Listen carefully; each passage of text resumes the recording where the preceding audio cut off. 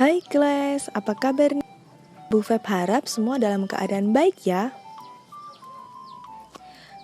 Kali ini kita akan belajar tentang pernikahan. Meskipun kita masih belum menikah, tapi nggak ada salahnya kan kita belajar pernikahan sejak dini.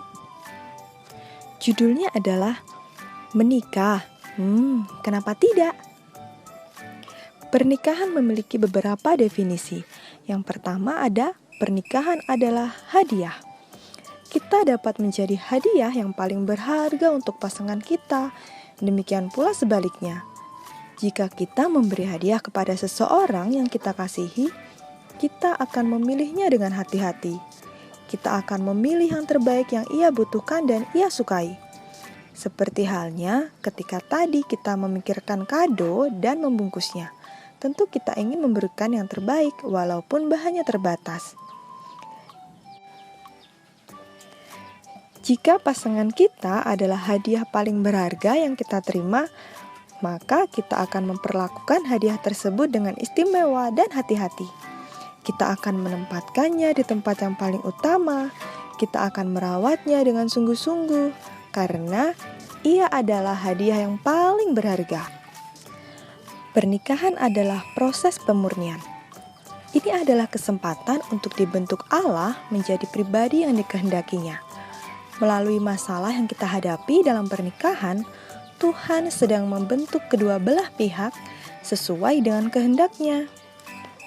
Kemudian ada definisi selanjutnya. Pernikahan adalah panggilan untuk melayani. Kita lebih suka dilayani kan daripada melayani?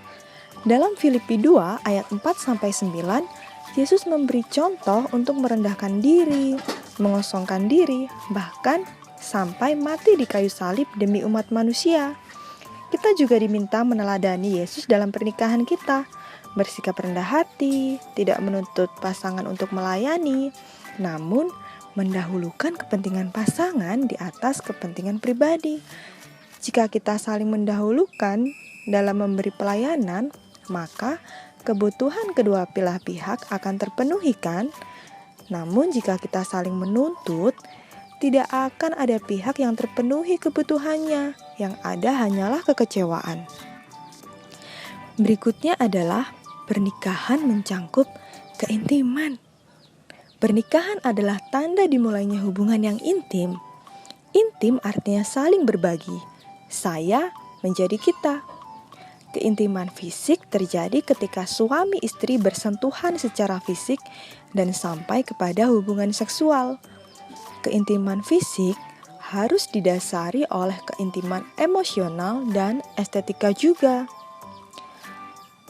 Keintiman emosional terjadi ketika mereka saling berbagi perasaan, merasakan sesuatu yang sedang dialami oleh pasangannya.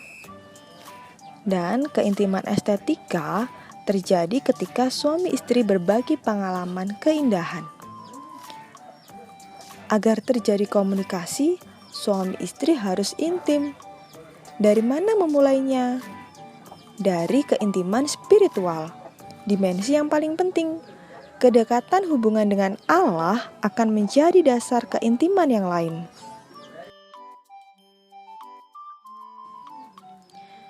Lalu, apakah aku sudah mengasihi? Berikut adalah contoh tindakan mengasihi dalam keluarga. Kasih dalam pernikahan itu sangat penting, karena dengan kasih dapat terciptanya keluarga yang harmonis dan keluarga tersebut menjadi cerminan Allah atau teladan bagi orang-orang sekitar. Ada beberapa contoh wujud kasih dalam hubungan suami istri. Yang pertama, tidak membicarakan kejelekan pasangan pada orang lain. Jadi ketika kamu membicarakan kejelekan pasanganmu, sama halnya kamu membicarakan kejelekanmu sendiri loh. Yang kedua, belajar untuk mengetahui bahasa kasih dari pasangan. Yang ketiga, melakukan tindakan kasih yang nyata dengan memberi hadiah, memberi pujian, atau melayani walaupun kamu sedang sibuk. Dan yang keempat, senantiasa mempertahankan rumah tangga walaupun keadaan sudah di ujung tanduk. Baiklah, itu tadi hal-hal yang telah kita pelajari dalam pernikahan. Jadi menikahlah saat dirimu telah siap, baik secara mental, rohani, fisik, dan materi. Bukan karena menikah menuruti hawa nafsu ya.